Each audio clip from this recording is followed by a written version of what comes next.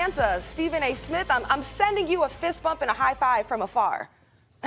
Good morning, How are you, Stephen A. Roz? Always good to see you. What up, Max? How you doing, man?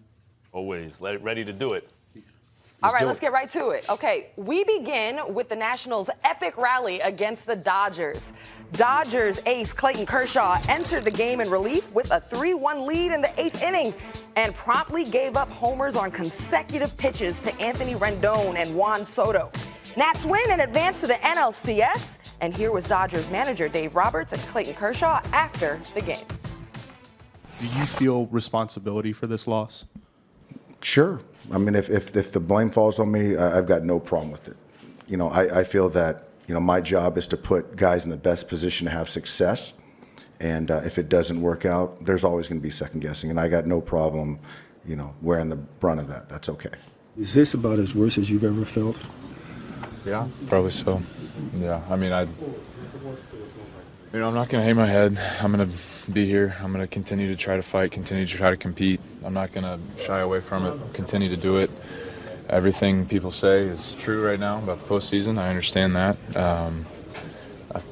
Nothing I can do about it right now. It's a terrible feeling. It really is. So, Max, I'll start with you. Who gets the blame for the Dodgers' failure? That man right there, Clayton Kershaw, and not just for this season. Like, I take no pleasure in saying this. Roz, you and others have gotten on me when I say it about James Harden. I don't want that to be true about James Harden. I want James Harden to ball in the playoffs. I said it about Peyton Manning. I didn't want it to be true about Peyton Manning. He was maybe the best who ever did it in the regular season, not the same guy in the playoffs, because there are other guys who go the other way. They're really good, get even better in the playoffs. Michael Jordan, Mariano Rivera. And that's what we're talking about with Kershaw, Stephen A., like a worse version of Peyton Manning or James Harden, in the sense that you can, the lowest rung of clutch or choking hell, the lowest rung is you might be the best who ever did it in the regular season. And in the playoffs, you're terrible. Clayton Kershaw, I don't know if people understand how great he's been. Clayton Kershaw has a legitimate argument when you talk about who in their prime was the greatest pitcher of all time. Because he had, if you take that to mean over 3 or 4 or 5 years, Clayton Kershaw in 4 consecutive years, between 2011 and 15, I think it was 11 to 15, led the league in ERA and walks and hits to innings pitched. In other words, like, however you want to measure how effective a pitcher is, he was the guy. And he was throwing a lot of innings and striking everyone out and winning a lot and hardly ever losing. On excellent teams, by the way. In terms of left-handed pitchers, starting pitchers, the only comparable primes in terms of that level of dominance over that span of time, Sandy Koufax, Lefty Grove. I'm going back 100 years now almost. You could argue Randy Johnson. I don't know if Randy ever put 4 consecutive years together like that, but that's what Steve Carlton never did. We're talking about that level pitcher. Even Johan Santana at his best, not quite. That level pitcher. And Stephen A., all they ever needed him to be, they didn't need him to be a better version of himself in the playoffs. Like Mariano Rivera, the Yankees' great closer, was the best closer ever, lowest ERA of all time, adjusted ERA. And then in the playoffs got way better. ERA was 1/3 of what it normally was. We didn't need that from Clayton Kershaw. He didn't need to be Michael Jordan. What, you're the best ever, you get better under pressure? Just be more or less the same version of yourself. At some point in this Dodgers era, where they're now playing money ball with money, right? Like they have everyone has great analytics, but the Dodgers certainly turned that over. This is over 2 managers now, Stephen A., GMs with different philosophies. Clayton Kershaw's bridged that gap. And in 7 consecutive postseasons, he's never been the guy. Here and there, a game here and there, but never been the guy they can hand the ball and say, take us there. When he was in his prime, now that he's not in his prime, never been that dude. And that is the reason the Dodgers haven't won the World Series in this time. The fact that he knows it says great things about him, that he's owning it, and it's terrible. I feel terrible saying it, but that is the truth. I get where you're coming from, Max. I can understand your position in that. I mean, obviously, when you're the $215 million man and you can't show up, you're undisputably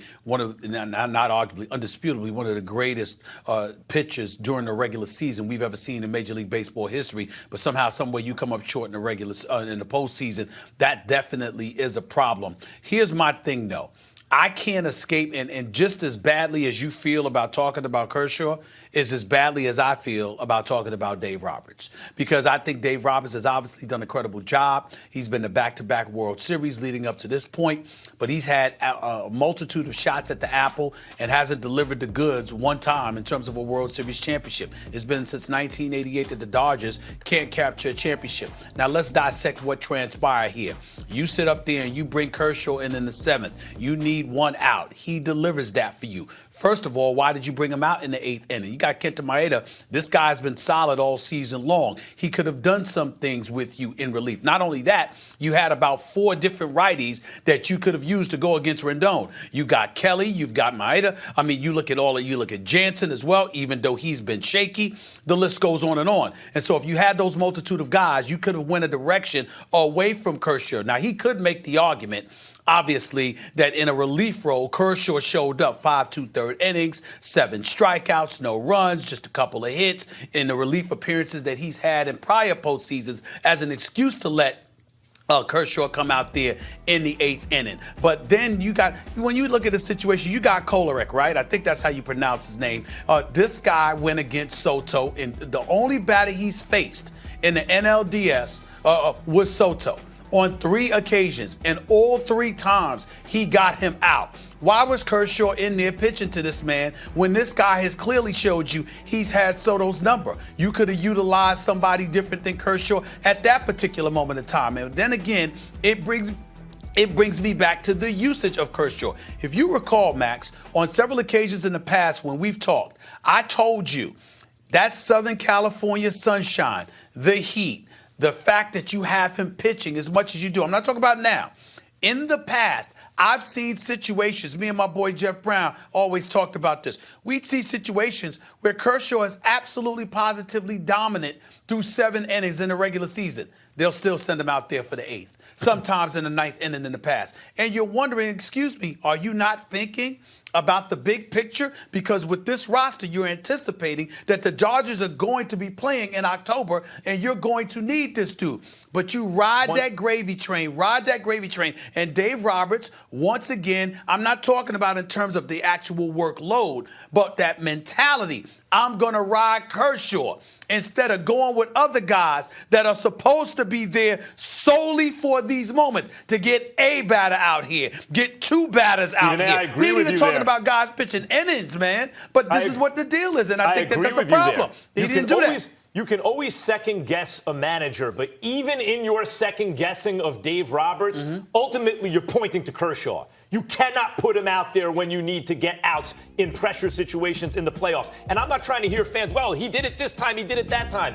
His ERA is almost double in the playoffs what it is in the regular season. Stephen A., he has 158 innings of postseason baseball.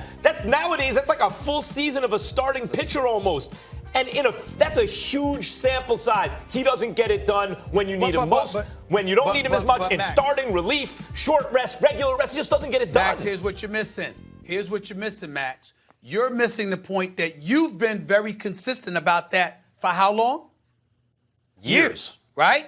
Yeah. Years. So what I'm saying is you've been consistent about it.